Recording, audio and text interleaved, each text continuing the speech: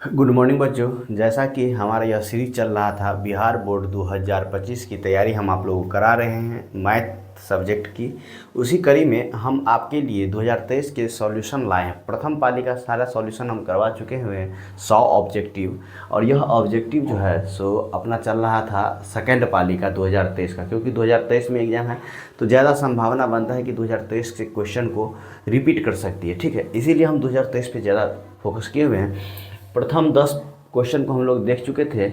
आइए हम आगे के 10 क्वेश्चन को आज हम लोग देख लेंगे। ठीक है, तो पहला सवाल पढ़िए क्या कह रहा है। 11 नंबर सवाल द्वितीय पाली में 2023 में क्या था कि यदि किसी द्विघात बहुपद पी एक्स दिया हुआ है 6x² माइनस के 7x माइनस के 3 के शून्यक अल्फा बीटा हो तो अल्फा प्लस बीटा ज्ञात कीजिए।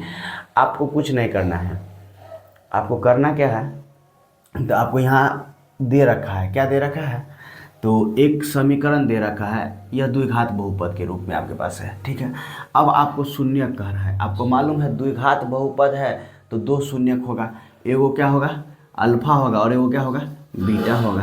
अब आपसे पूछ रहा है अल्फा प्लस बीटा का मान, क्या पूछ रहा है अल्फा प्लस बीटा का मान। तो आप जानते होइएगा अल्फा प्लस बीटा और अल्फा इंटू बीटा, इसका आप लोग को फार्मूला मालूम होगा, मालूम है। अगर नहीं मालूम है तो हम अभी आपको बतला देते हैं। ठीक है, उस पर आधारित है यह प्रश्न, और हम लोग देखिए कितना सरलता के साथ इस प्रश्न को बनाएंगे। आपको मालूम होना चाहिए कि अगर बहुपद है तो इसमें सबसे पहले ए का मान कितना है बाबू, वहाँ से बताइए कितना है। तो ए का मान है 6। अब देखिए बी का मान कितना है बाबू, तो -7, और सी का मान कितना है बाबू, तो -3। अब देखिए आपको हम बताए हुए alpha plus beta, alpha into beta और 1 के अल्फा प्लस के 1 के बीटा, इसमें से किसी एक भी आपको निकालने के लिए दे दे तो आप हमारे ट्रिक पर जाइएगा। हम इसको सिखाए हुए हैं कि बोल कमरिया बोल, और नीचे में आराम आराम चल, और बोलने में दम लगता है इसीलिए बी में माइनस लगा देना है। ठीक है, यह फार्मूला में है। अब आपको इस तीनों में से क्या पूछ रहा है, यहाँ पे पूछ रहा है क्या अल्फा प्लस बीटा, सिर्फ एक पूछ रहा है ना।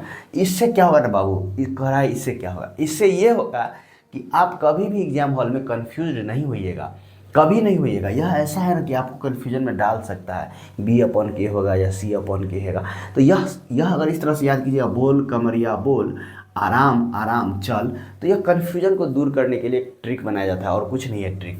ठीक है ना। तो आइए इसमें हमको कह रहा है कि माइनस के B/A का मान बताने के लिए, तो B का मान कितना है -7, तो यह फार्मूला में क्या है माइनस, और यह क्या है -7, और ये क्या है 6, तो यह क्या हो गया आपका, देखिए माइनस माइनस प्लस, तो 7/6। ऑप्शन देखिए पहला ही ऑप्शन यह देख रहा होगा आपको, यह आपका सही हो जाएगा इसका। क्यों, तो अल्फा प्लस बीटा का मान क्या हो गया -B/K, -B/K। नहीं ऐसे याद कीजिए, तो ऐसे याद कीजिए अल्फा प्लस बीटा का मान दिया निकालना रहेगा तो क्या कहेंगे -B/K, और बी का मान यहाँ -7 है और ए का मान 6 है। तो यह बी माइनस क्या है, माइनस तो ऑलरेडी फार्मूला में है तो यह माइनस फार्मूला का आ गया, और यह माइनस बी का मान में है तो इसीलिए यह माइनस आ गया। अब माइनस गुने माइनस कितना हो जाता है प्लस, और नीचे में 6, तो यह 6, तो यह आपका क्या हो गया आंसर इसका 7/6 इसका सही हो गया। ठीक है, उम्मीद करते हैं इस प्रश्न को आप लोग समझ गए होइएगा। आइए क्वेश्चन नंबर 12 पे चलते हैं। तो 12 नंबर प्रश्न, यदि बहुपद ax² प्लस के x प्लस के b के शून्यक बराबर परंतु विपरीत चिन्ह के हों तब a का मान पूछ रहा है आपसे। क्या कह रहा है, शून्यक बराबर हो, मतलब क्या कह रहा है शून्यक बराबर हो मतलब अल्फा बराबर हो बीटा के, मगर क्या हो चिन्ह अलग हो, क्या हो जाए चिन्ह अलग हो जाए। तो कह रहा है, तो ए का मान कह रहा है ज्ञात करने के लिए। देखिए कह रहा है अल्फा ए को क्या हो शून्यक दूसरे शून्यक के बराबर हो मगर चिन्ह अलग हो, तो इस तरह से लिख सकते हैं चिन्ह इसमें अलग है मगर अल्फा बराबर बीटा है। पहला क्या कर रहा है कि अल्फा बराबर बीटा हो, ठीक है, मगर क्या कर रहा है बराबर हो परंतु क्या हो विपरीत चिन्ह हो। अगर यह प्लस में है तो यह क्या होगा माइनस में होगा, लिख दिए। अब देखिए इसको इस साइड कहिएगा था अल्फा और माइनस माइनस इस साइड आएगा तो क्या हो जाएगा प्लस हो जाएगा, ये बीटा अब बराबर इस साइड क्या हो जाएगा जीरो, क्या हो जाएगा अल्फा प्लस बीटा बराबर कितना हो जाएगा 0। तो आपसे क्या पूछ रहा है अल्फा प्लस बीटा का मान कितना है 0 है, तब आपसे क्या कर रहा है निकालने के लिए। तब देखिए आपका क्या हो गया अल्फा प्लस बीटा बराबर 0 आ गया, और ये वाला पद आपको जो समीकरण लिखने आता तो साधारण समीकरण का साधारण रूप कैसे लिखते हैं a² प्लस के अल्फा प्लस के बीटा लिखते हैं, यहाँ क्या लिखते हैं माइनस में, और ये लिखते हैं एक्स प्लस के अल्फ़ा इंटू बीटा बराबर 0। अब देखिए ये अल्फ़ा प्लस बीटा का मान आपको कितना दे रखा है, ए दे रखा है, कितना दे रखा है, तो अल्फ़ा प्लस बीटा की जगह क्या है, ए है। अब कंपैरिजन कीजिए, ए है और ए बराबर कितना यहाँ निकला है आपको 0, क्या निकला है, ए बराबर 0। थोड़ा लॉजिक था, समझना पड़ेगा। क्या समझना पड़ेगा, एक बार फिर से देखते हैं। यदि बहुपद एक्स स्क्वायर प्लस के ए एक्स प्लस के बी के शून्यक बराबर हो परंतु चिन्ह के साथ अलग हो, ठीक है, चिन्ह विपरीत हो, तो अल्फा बराबर माइनस के बी होगा, ठीक है, तो इस साइड आएगा तो प्लस हो जाएगा बराबर 0। और यह वाला जो जगह दिखा रहा है ना आपको, यह टोटल यह क्या है, यह आप कहिएगा, तो इसको आप साधारण समीकरण लिखते हैं, मानक रूप लिखते हैं बहुपद का, तो क्या होगा माइनस के अल्फा प्लस बीटा बराबर कितना, तो यहाँ माइनस जो आप लिखे हैं माइनस अल्फा प्लस बीटा, यही मान क्या होता है, तो इसके बराबर होता है ए के बराबर। तो यहाँ देखिए ए लिखिए, मगर अल्फा प्लस बीटा का मान आपको कितना निकला है 0, तो माइनस के 0 माइनस ए होगा बराबर ए, तो ए बराबर क्या हो जाएगा माइनस के 0, और फिर इसको लिखिएगा तो क्या हो जाएगा ए बराबर 0। तो आपका ऑप्शन नंबर क्या हो जाएगा, सी इसका सही होगा। उम्मीद करते हैं इस कंसेप्ट को आप समझे होइएगा। अगर इस कंसेप्ट को समझे हैं तो अभी तक हम आपसे यह अनुरोध नहीं किया कि हमारे चैनल को लाइक कीजिए, सब्सक्राइब कीजिए, मगर अब कह रहे हैं कि हमारे चैनल को लाइक भी कीजिएगा और अच्छा लगे तो चैनल को सब्सक्राइब भी कर लीजिएगा। 2025 की अगर आप तैयारी हमारे साथ करना चाहते हैं तो अभी कुल हमारे पास 2 महीने बचे हुए हैं, ठीक है। आइए अभी रुकिए दोस्त, और भी ढेर सारे प्रश्न हैं। कहाँ जा रहे हैं, थोड़ा देर वेट कीजिए ना, देखिए ना कितना अच्छा कंसेप्ट लाए हैं आप लोगों के लिए, ठीक है।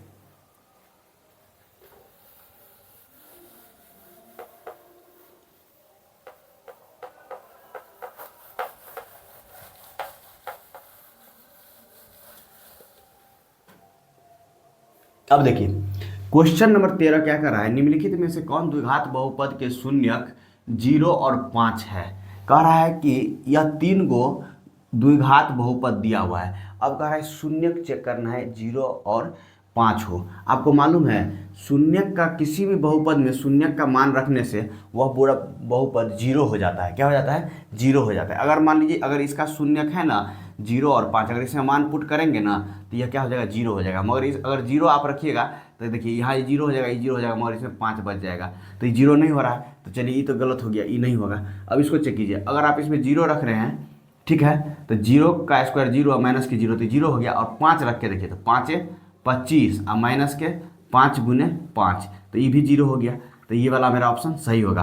वैसे हम इसको भी चेक कर लेते हैं, तो 0 रखिएगा तो दोनों 0 हो जाएगा, अगर 5 रखिएगा तो ये 25 हो जाएगा और यह 25, तो यह कितना हो जाएगा 50 हो जाएगा।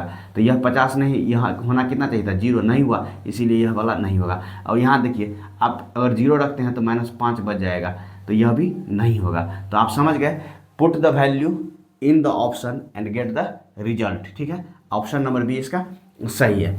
आइए क्वेश्चन नंबर 14 को देखते हैं। कह रहा है ए का मान जिसके लिए समीकरण निकाय ए एक्स प्लस के 10y बराबर 9 और 2x प्लस के 5y बराबर 11 का कोई हल नहीं हो।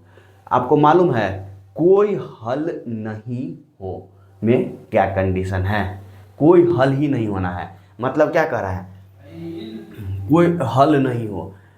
आपको 3 कंडीशन आप पढ़े होइएगा कि सिर्फ एक हल हो तब प्रतिच्छेदी होगा, समांतर होगा तब क्या हो जाएगा, कोई हल नहीं होगा। समांतर हो जाएगा तो कोई हल नहीं होगा, और एक ही रेखा पर एक रेखा होगा तब क्या होगा, अनंत हल हो जाएगा। 3 ही केस पढ़े होइएगा। तो इसमें से पूछ रहा है कोई हल नहीं, तो कह रहा है क्या होना चाहिए कि कोई भी हल नहीं होगा। तो क्या होगा, तीनों जो है आपका, इसका देखिए इसमें आपको यह आपका क्या हो जाएगा, इसको आप मानिएगा A1, इसको मानिएगा B1, इसको मानिएगा C1, ठीक है, इसको मानिएगा A2, इसको मानिएगा B2, इसको मानिएगा C2। तो इस कंडीशन के लिए क्या हो जाएगा, A1 बट्टा A2 बराबर B1 बट्टा B2 बराबर C1 बट्टा C2 होगा ना, होगा कि नहीं होगा। तो इसमें क्या कह रहा है कि कोई भी हल ही नहीं हो, कोई भी हल नहीं हो। तब आपसे पूछ रहा है कि आपको A का मान ज्ञात करना है, क्या होगा। तो आप देखिए, अब A1 के जगह क्या है, A है, और A2 के जगह क्या है 2 है, बराबर B1 के जगह क्या है 10 है, और B2 के जगह क्या है 5 है। अब इसी से आपको निकल जाएगा 5 दूनी और A बराबर 4। ऑप्शन चेक कीजिए, ऑप्शन चेक कीजिएगा तो यहाँ आपको डी ऑप्शन देखने को मिलेगा, यही इसका सही आंसर होगा। ठीक है, समझ गए, ये तीनों कंडीशन आपको आना चाहिए। देखिए अगर प्रतिच्छेदी होता इसके लिए क्या होता, A1 बट्टा A2 बराबर नहीं है B1 बट्टा B2 के। ठीक है ना। अगर एक ही रेखा पर दूसरी रेखा होती तो अनंत होता, तब क्या होता, A1 बट्टा A2 बराबर है B1 बट्टा B2 और बराबर नहीं है C1 बट्टा C2 के, ये कंडीशन हो जाता। तीनों कंडीशन आपको रिवीजन करा दिए। चलिए आइए क्वेश्चन नंबर 15 को देखते हैं। कह रहा है 2x² प्लस के 5x माइनस के 12 बराबर 0 का एक मूल है। अब आपसे मूल पूछ रहा है, मूल मतलब क्या हो गया बाबू, शून्यक ही तो पूछ रहा है। मूल होता क्या है, शून्यक होता है। देखिए अब यह बहुपद क्या है, द्विघात बहुपद है। अब आपसे जब मूल पूछ रहा है तो अब मूल का मान अगर आप इसमें डालिएगा तो समीकरण 0 होगा। आप ऑप्शन से भी चेक कर सकते हैं, अगर 0 दीजिएगा तो 12 हो जाएगा, 1 दीजिएगा तो नहीं होगा, नहीं ना होगा। अगर आप -4 देते हैं तब देखिए 4 चौका 16 और 16 दूनी 32। अब इसको चेक कर लेते हैं, ऑप्शन सी पुट करके चेक करते हैं। ठीक है, ऑप्शन अगर ए में देते, ए में क्या था ऑप्शन 0, तो यह क्या निकल के आता है, ए में 0 है, इस समीकरण में पुट कीजिए 0, तो क्या होता है 2 गुने 0 प्लस 5 गुने 0 और माइनस के 12, तो यह क्या निकल के आता है माइनस के 12, जो कि 0 नहीं है। अगर मान लीजिए दूसरा समीकरण में पुट करते हैं मान 1, तो क्या होता है 2 गुने 1 का स्क्वायर प्लस 5 गुने 1 और माइनस 12, तो देखिए 2 और 5 कितना हो जाता है 7 और माइनस 12, तो यह कितना बच जाता -5। ये भी नहीं हुआ 0, होना कितना चाहिए था 0। अब सी ऑप्शन आपको दिया हुआ है क्या, तो -4, इसका मान पुट कीजिए तो 2 और -4 का होल स्क्वायर माइनस प्लस 5 गुने -4 और -12। अब देखिए माइनस माइनस प्लस हो जाएगा, 4 चौका 16 दूनी 32 और यह क्या हो जाएगा माइनस में 5 चौका 20 माइनस में और माइनस में 12, तो क्या है -32, तो यह क्या हो जाएगा 0। इसका मतलब क्या हो गया -4 एक इसका मूल होगा, क्योंकि यह ऑब्जेक्टिव है इसीलिए आपको इसी तरह से चेक करना है। आपको यहाँ जो है सो विवेचक नहीं निकालना है, फिर अल्फा और बीटा नहीं निकालना है। ठीक है ना, यह ऑब्जेक्टिव है, आप जितना शॉर्ट में इसे बना सकते हैं इस तरह से हमारा अप्रोच यही रहेगा। ठीक है, अब आइए आप क्वेश्चन नंबर 16 देखिए। कह रहा है समीकरण 3 under root 3x² plus 10x plus root 3 का विवेचक बराबर है। इसको आप स्टार मार लीजिए। अगर ये क्वेश्चन नहीं रिपीट हुआ ना 2025 में, तब आप हमको कहिएगा। ठीक है, आइए इस क्वेश्चन को आप कैसे बनाइएगा, देखिए